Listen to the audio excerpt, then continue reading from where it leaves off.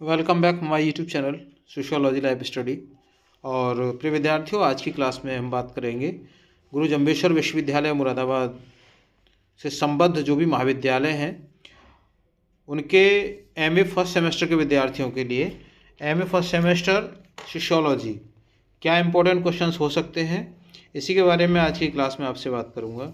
आप जानते होंगे कि आपकी जो क्लासेस जो एग्ज़ाम्स हैं वो 16 तारीख से स्टार्ट हो रहे हैं। अब आपका जिस डेट में पेपर पड़ेगा उस डेट में आप अपना देख लीजिएगा, उसको स्कीम को चेक कर लीजिए। स्कीम आ चुकी है आपकी और उसमें अपना पूरा केयरफुली आप उसको चेक करिए और जो टाइम और जो डेट उसमें दी हुई है उसी टाइम और डेट के अकॉर्डिंग आप एग्ज़ाम देने के लिए वहाँ पर पहुँचें, क्योंकि ज़रा भी लापरवाही इसमें आपके लिए घातक सिद्ध हो जाती है और आपको 1 साल का बैक होना पड़ता है। तो जो एमए फर्स्ट सेमेस्टर के विद्यार्थी हैं सोशियोलॉजी के, उनका जो सेकंड पेपर है सोशियोलॉजिकल थॉट, आज मैं उसी के बारे में बात करूंगा। आगे आने वाली क्लासेस में जो आपका फर्स्ट पेपर है, थर्ड पेपर है और जो ऑप्शनल पेपर है उसके भी इंपॉर्टेंट क्वेश्चंस के बारे में मैं डिस्कस करूंगा। लेकिन चूंकि ये मेरा अपना पेपर है जिसको मैं पढ़ाता हूँ कॉलेज में, तो आज इसी के बारे में इंपॉर्टेंट क्वेश्चंस हम लोग डिस्कस करेंगे। आपकी जानकारी के लिए बता दूं कि आपका जो पेपर होगा उसका टाइम आपको 2 घंटे दिए गए हैं। 2 घंटे का आपके पास टाइम होगा।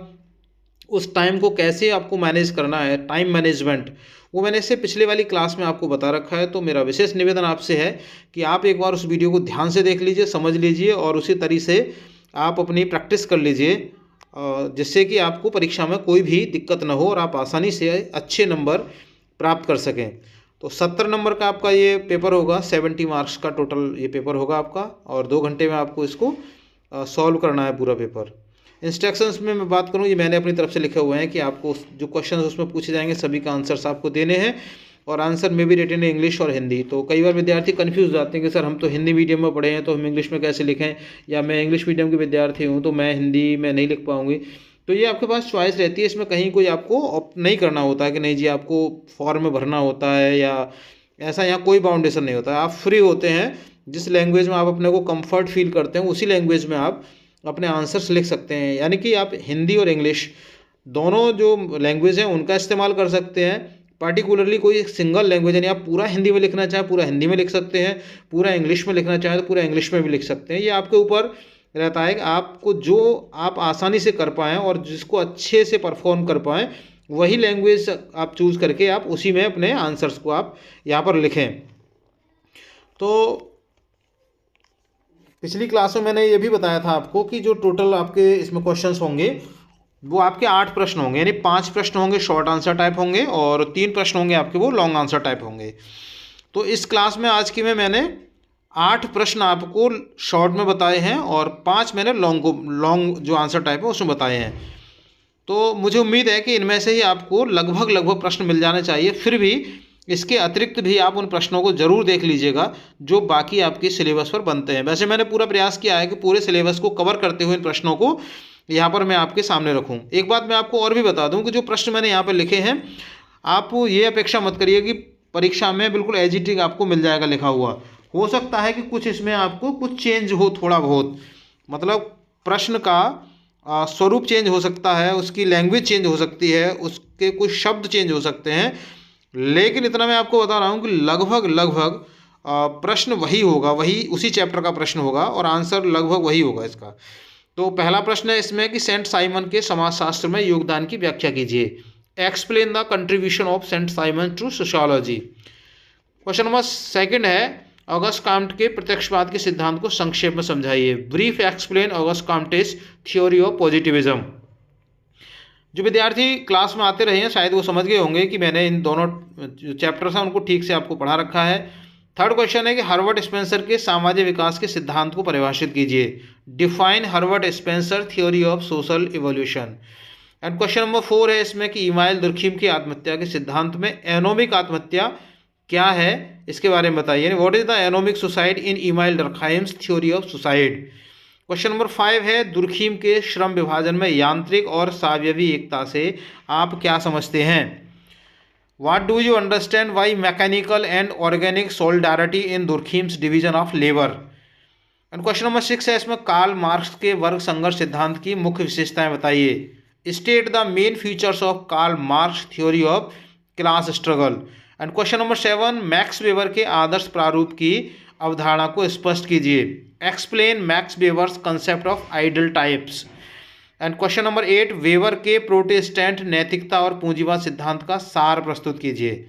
या आप इसको ऐसे भी वहाँ पे एग्जाम में देख सकते हैं इस प्रश्न को कि वेवर के प्रोटेस्टेंट नैतिकता और पूंजीवाद सिद्धांत को समझाइए, उसका सिद्धांत बताइए। यानी कि प्रश्न की भाषा कुछ भी हो सकती है, तो आपको अपना दिमाग भी यहाँ पर इस्तेमाल करना होगा, ध्यान रखिए इस बात का।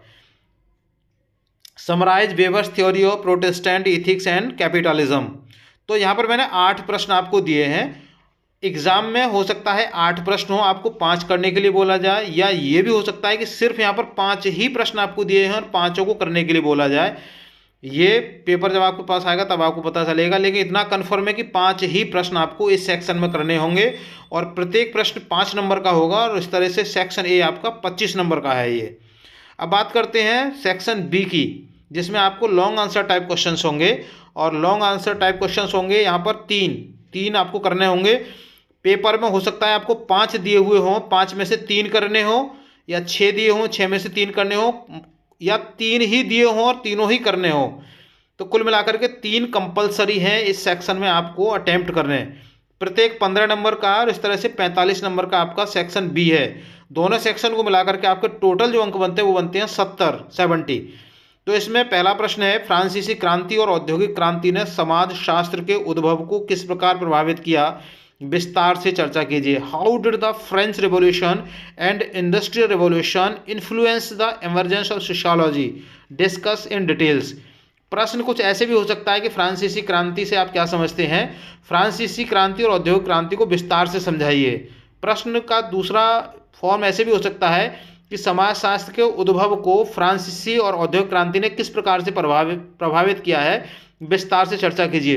तो मैं बार बार आपको यही तो बता रहा हूं कि प्रश्न की लैंग्वेज चेंज हो सकती है, लेकिन चैप्टर मुझे उम्मीद है यही रहेंगे। तो आपको इनका आंसर तैयार कर लेना है। क्वेश्चन का स्वरूप थोड़ा बहुत चेंज आपको हो सकता है। क्वेश्चन नंबर 2 है, इमाइल डर्कहाइम की धार्मिक समाजशास्त्र की व्याख्या कीजिए। उनके धर्म के सिद्धांत और सामाजिक तथ्य के नियम के बीच में संबंध बताइए। Explain email Durkheim sociology of religion.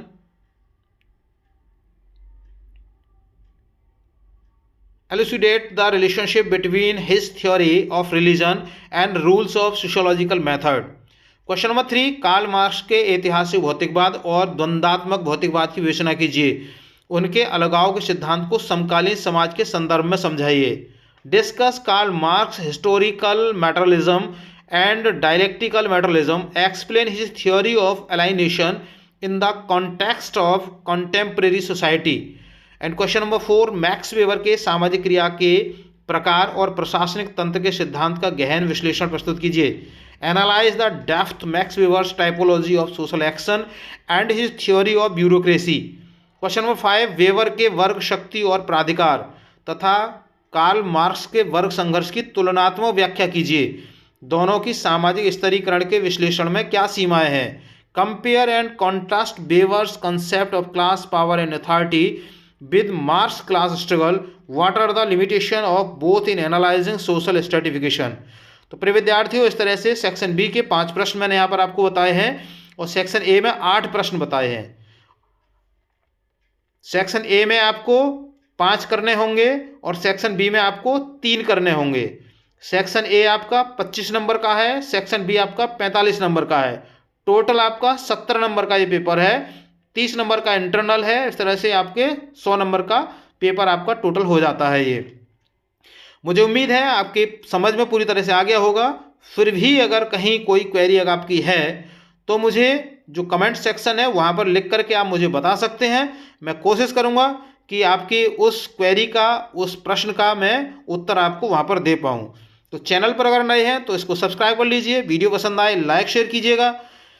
Channel पर जोड़ने के लिए थैंक यू। मिलेंगे अगली क्लास में, तब तक के लिए जय हिंद।